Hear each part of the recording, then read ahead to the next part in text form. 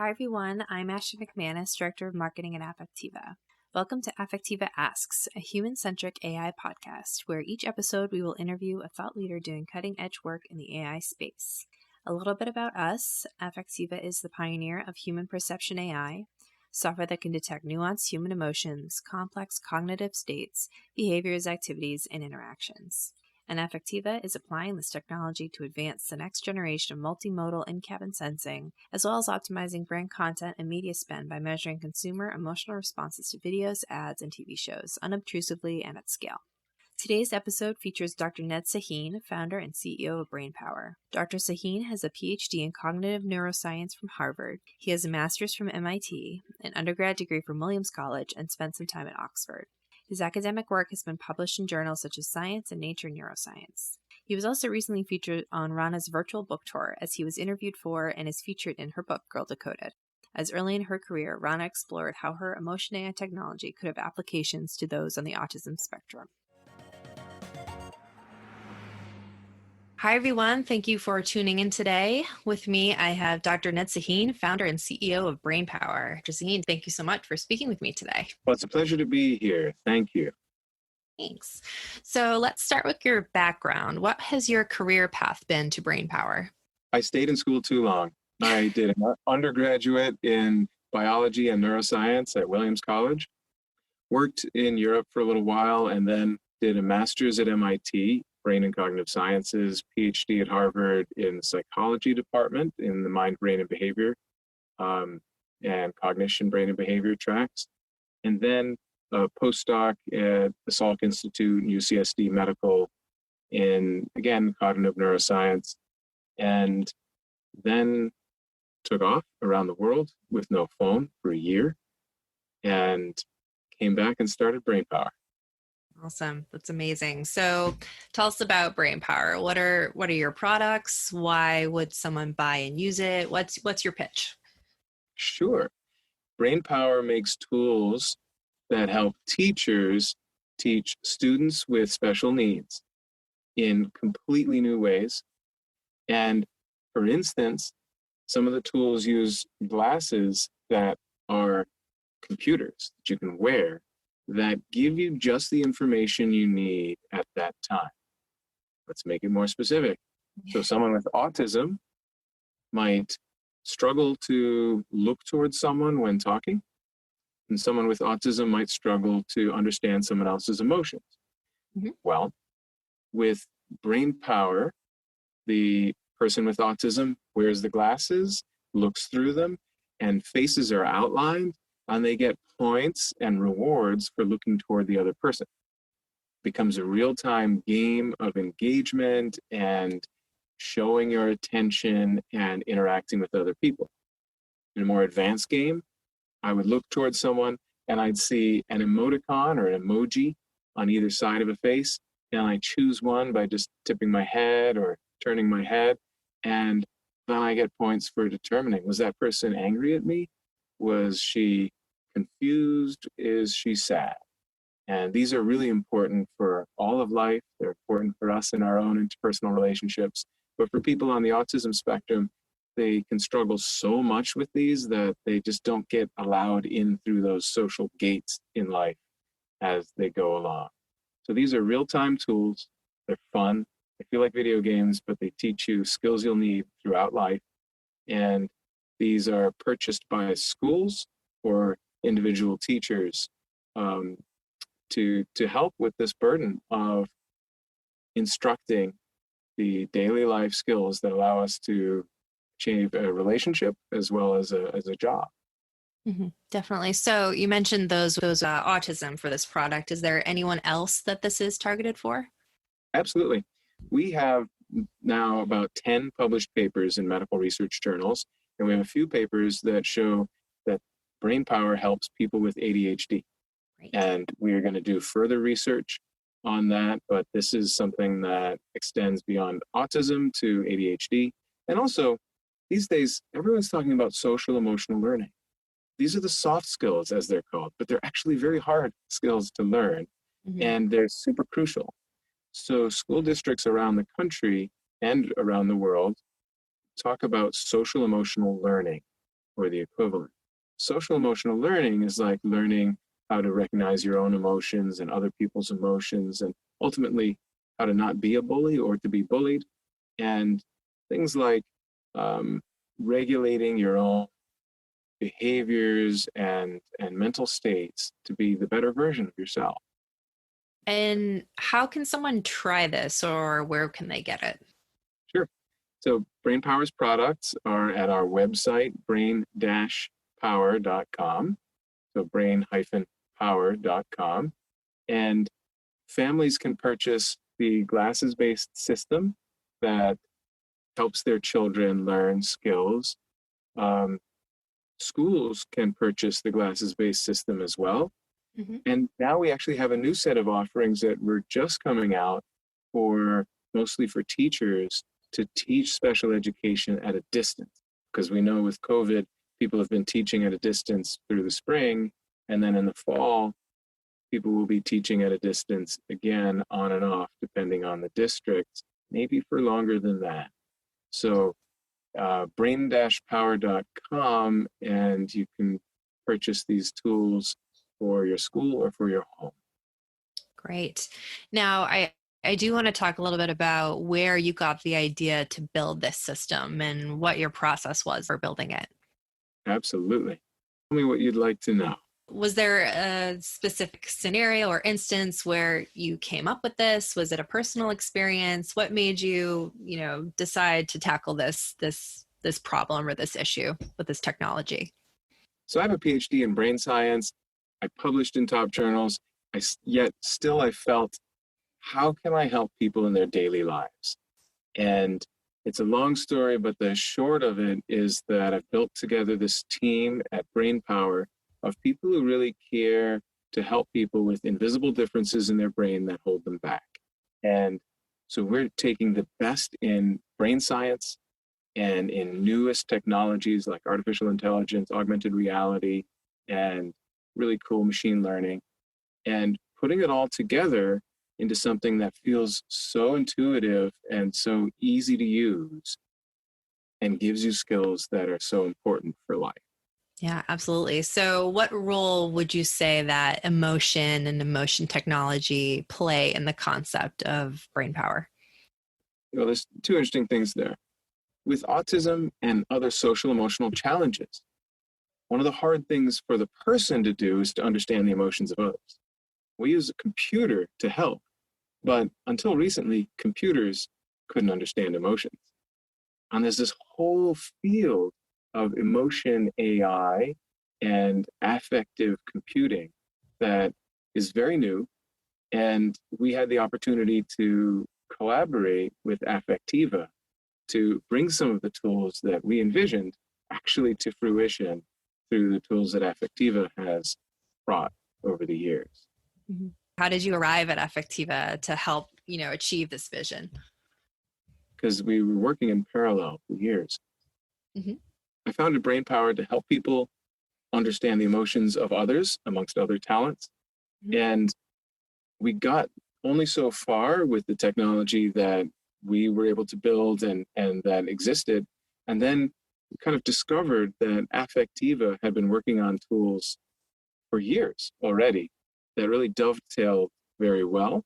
Mm-hmm. And we started a collaboration and then found out that actually one of the initial dreams of the founders of Affectiva was to help people with autism as well.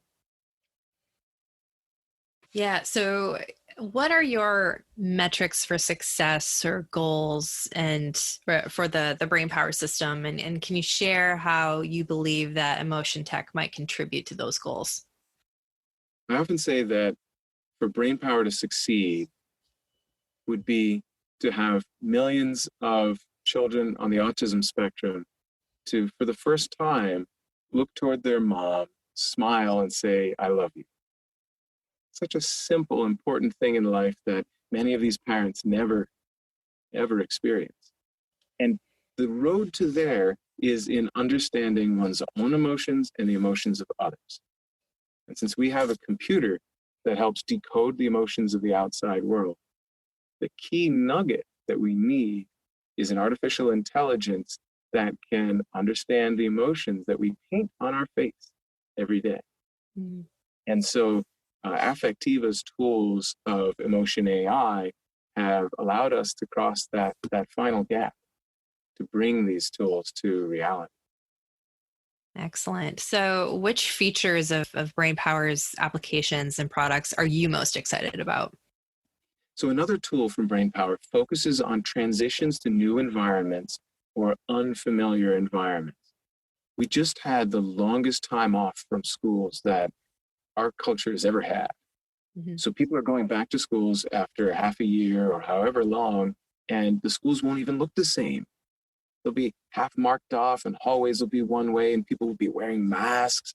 So we already built a tool called Transition Master that allows people to get used to somewhere before they go there in immersive reality and get points for learning the space and becoming familiar. So I'm really excited to use this tool to help all these millions of children and teachers go back to an environment there they haven't been for a long time and now looks completely different. I mean, imagine if you have a summer house you go to every summer and then every weekend, and you can't go there for 3 years. And then you show up, and by the way, they've come in and repainted everything, moved the furniture around, and closed off some rooms. That would be so disorienting. Yeah. And now imagine you like precision and rigorous schedules because you're on the autism spectrum. This is just catastrophic.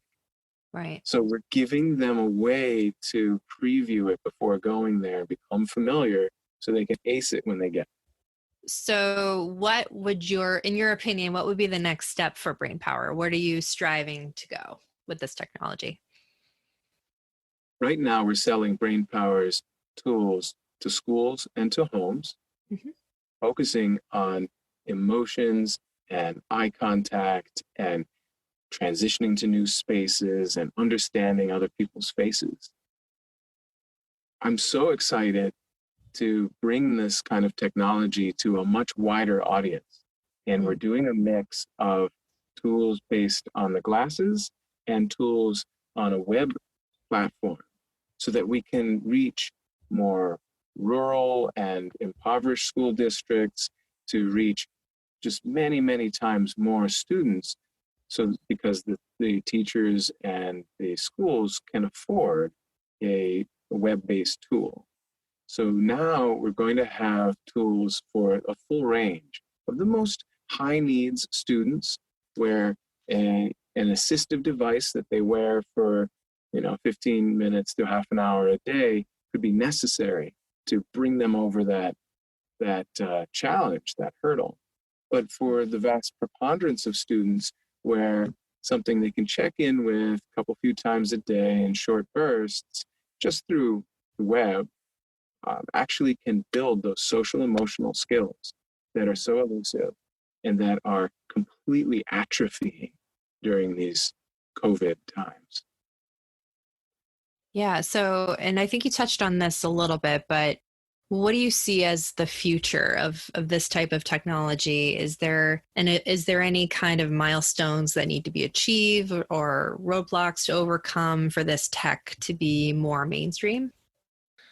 The future is extremely bright, but there's still a few hurdles in the way before we can see a really widespread adoption of technologies like BrainPower's tools for social emotional learning. For instance, there's a cost, and these glasses for augmented reality, of course, have a cost, something like a smartphone, because it basically is a smartphone, but more conveniently small and without needing your hands. These types of technologies are coming down in price. Also, we've innovated to allow our technology to be shared by multiple students and even to be used at a distance and then shared from family to family to reduce cost. And we've reduced cost on the cloud side. We've also reduced cost by taking the glasses off, but using the AI and using web platforms and Zoom and web cameras to do some of the same things so we can reduce costs. But I see a couple other challenges to widespread adoption of artificial intelligence and augmented reality, and that's the artificial intelligence and the augmented reality itself. Mm-hmm. I think that augmented reality hasn't even begun to come of age. Mm-hmm. Many of you listening to this might be very technologically inclined, but may not have had an experience like this where I put on little glasses and I see you, but I also see cartoons on your face and I get points and all these things are just floating in space. Mm-hmm. That's what brain power does, but it's still very rare. And so that experience is not so understandable to many, and that makes it hard for them to even understand what our product is, let alone fit it and integrate it into the rest of their systems. And then artificial intelligence, the early days of Marvin Minsky and before gave us some really interesting artificial intelligence, but that's like 4 generations ago. Mm-hmm. And we're still trying to bring more maturity to what AI is and what it can do. So the future is even brighter because we know that artificial intelligence continues to have like bumps on its way upward and upward, and augmented reality is really just starting.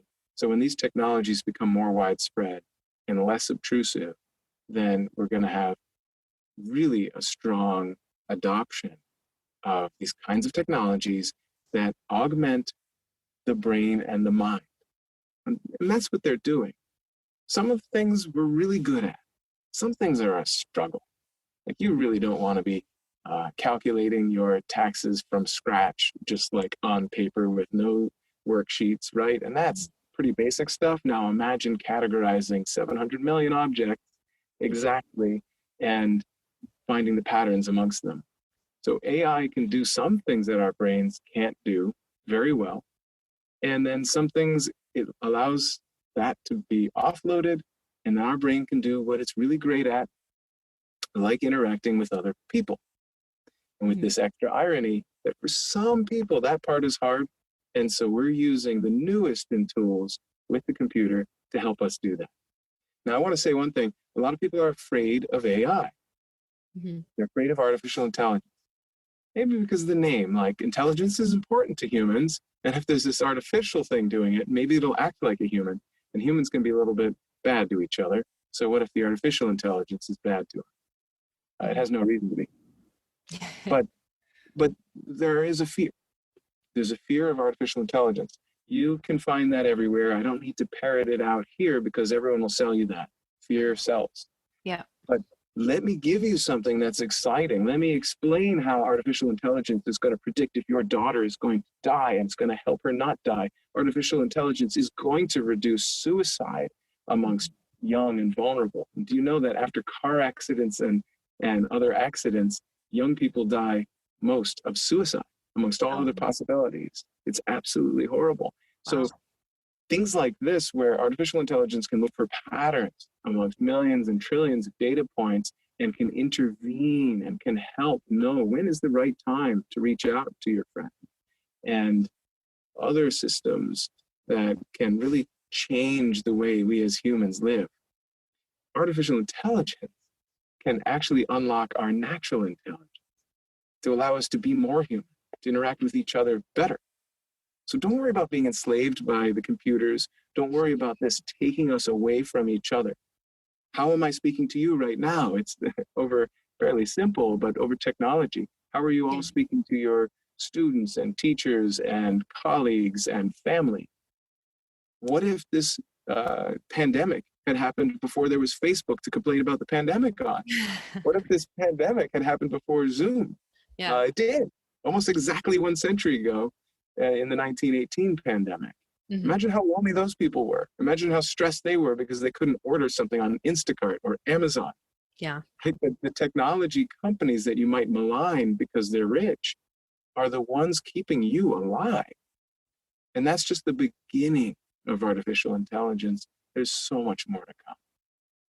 That's awesome. So, and to change gears a little bit, you recently spoke on our CEO, Dr. Rana el Kaliouby's virtual book tour, and you mentioned Brain Bites. Can you explain what the concept is behind that initiative? Teachers face a huge challenge in teaching students at a distance, and parents face a huge challenge with their kids home, trying to learn and also trying to pay attention. We're all supposed to be experts. Teachers are supposed to be experts, and parents are supposed to be experts. But we're in a pandemic, and suddenly we're not experts. So Brainpower is launching an initiative bringing the brightest minds together to create very, very practical and short videos and exercises, both for parents and for teachers. So if you're a teacher teaching special education, if you're a teacher teaching any kind of topic, you have Zoom, you have Google Classroom, but they're just not enough. Mm. So we have created these little bite-sized nuggets on how to be a super power user of Zoom and Meet for distance teaching, or even for just getting your family together. We've created a series of little nuggets that you can actually just use right there. Exercises for your classroom that give people digital field trips they can look around and experience with each other in a social way. For people doing special education, there's something called an IEP, and each child has IEP goals. Well, it's almost impossible to track IEP goals now at a distance. So we have a module that makes it super click, click, easy to track the goals. You get automated reports and graphs and charts that keep updating each time something new happens.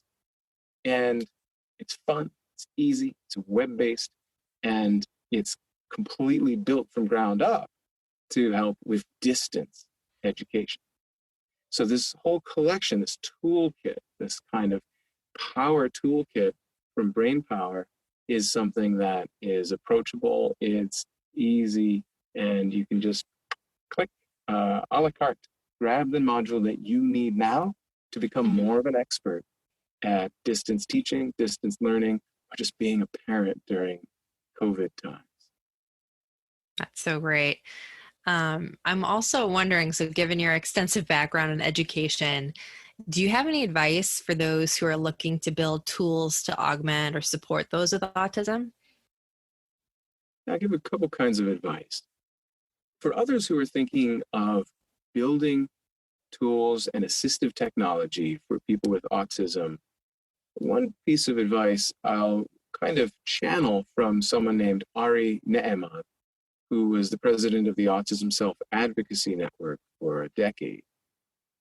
And he said when he met me that one of the good things about what Brainpower is doing is that we are making software tools that are actually professional level software and that are slick, and that we think deeply about the user experience and the user design and the interface design.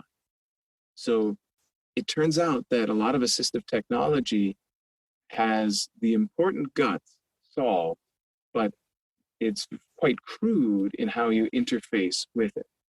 And that's just an accepted thing in the disability space. Sometimes for physical disabilities, it's similar. You have this box that sits on your wheelchair and helps, but it's a sharp, dangerous box with one big old button, and it's not very well designed. Because it takes a lot of time, effort, and money to design it well. Yeah. So Brainpower's designs are all interactive with people in the autism community on the spectrum or their parents and teachers. Hundreds of rounds of iteration to really make it slick and make it easy to use. So I'd say, channeling his advice and observation there is go all the way. Make this something that people want to use, not just have to use. Yeah. I have one last question. So Sure. I'm wondering if you have any asks or call to actions for people that are listening today. Yes. Brainpower can use your help. If you live somewhere, then you live in a place with a school. It's so easy to reach out to schools. They're public. They have websites that list the name of the principal or the superintendent. They usually have their email address right there. So if you want BrainPower's tools in your town for your own kids, or if you want them because you think this could help your community, then please contact your school. We'll make that easy for you.